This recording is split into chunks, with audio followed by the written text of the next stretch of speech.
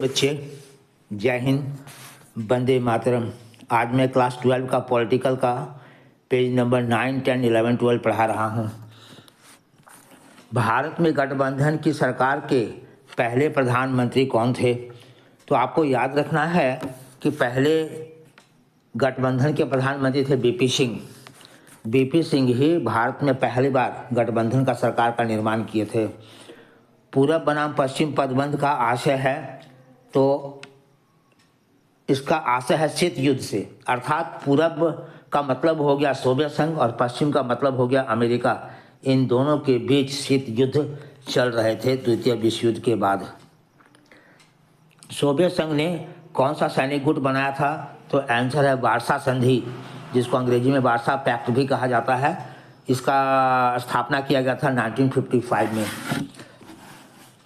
Warsaw संधि का सदस्य कौन नहीं था? तो आंसर है पश्चिमी जर्मनी। सोवियत संघ, पोलैंड, पूर्वी जर्मनी, ये तीनों वार्सा संधि के सदस्य थे। कौन नहीं थे? तो पश्चिमी जर्मनी। 1917 में रूस में समाजवादी राज्य की स्थापना किसने किए थे? तो आंसर है लेनिन ने, अर्थात लेनिन ने ही समाजवादी राज्य की स्थापना रूस में बोल्शेविक क्रांति के बाद 1917 में किए थे। परमाणु अप्रसार संधि पर किस राज्य ने हस्ताक्षर नहीं किए? तो आंसर है भारत ने।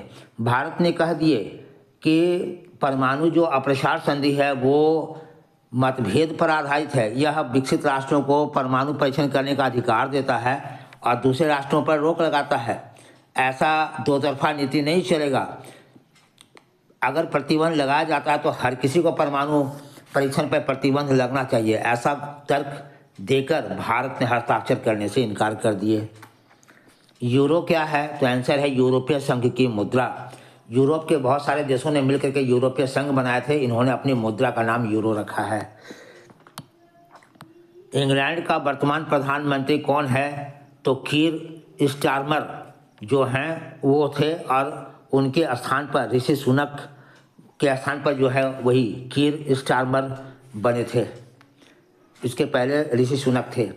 दक्षेस या सार्क का पहला सम्मेलन किस देश में हुआ था? तो आंसर है बांग्लादेश के ढाका शहर में।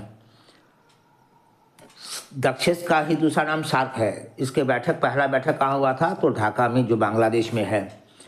राष्ट्रीय पंचायत किस देश का संसद है? तो आपको याद रखना है नेपाल के संसद को राष्ट्रीय पंचायत कहा जाता है। सार्क का सदस्य देश कितनी है? तो 8 है। भारत, पाकिस्तान, नेपाल, भूटान, बांग्लादेश, श्रीलंका, मालदीव और अफगानिस्तान, ये सभी सार्क के सदस्य देश हैं। इसमें बर्मा शामिल यानी म्यांमार शामिल नहीं है। संयुक्त राष्ट्र संघ के महासचिव कौन हैं? ये अभी कौन बदले हैं बेटा, इसको देखना पड़ेगा। अंतर्राष्ट्रीय न्यायालय का मुख्यालय कहाँ है? तो आंसर है द हेग शहर में।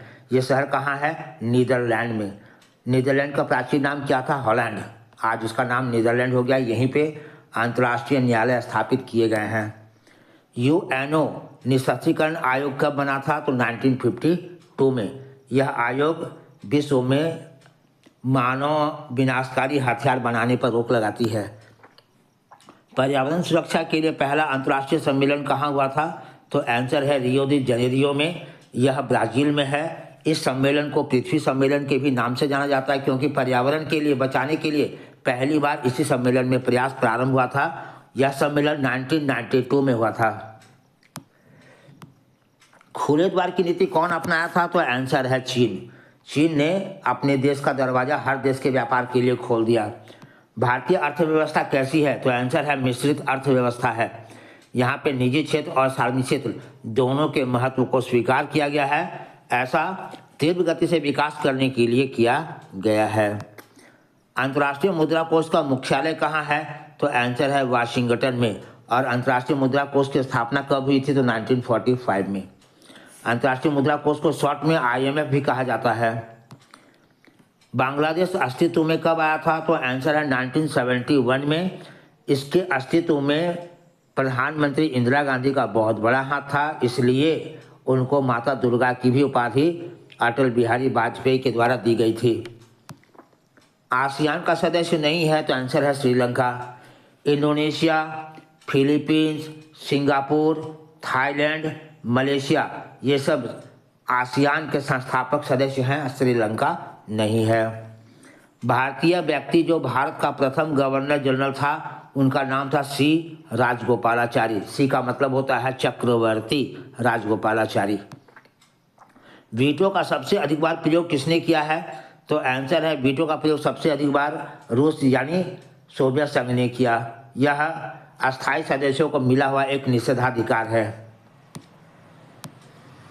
योजना आयोग को भंग कर कौन सा आयोग बनाया गया? तो आंसर है नीति आयोग, और इसकी स्थापना 1 जनवरी 2015 ईस्वी को प्रधानमंत्री नरेंद्र मोदी ने किए थे। भारत में लौह पुरुष के नाम से कौन जाने जाते हैं? आंसर है सरदार वल्लभ भाई पटेल, क्योंकि इन्होंने भारत के एकीकरण का जो है असंभव कार्य कर दिखाया था। 20 सूत्री कार्यक्रम किस प्रधानमंत्री से संबंधित है? आंसर है इंदिरा गांधी से। इंदिरा गांधी ने भारत से गरीबी दूर करने के लिए ही 20 सूत्री कार्यक्रम प्रारंभ की थी।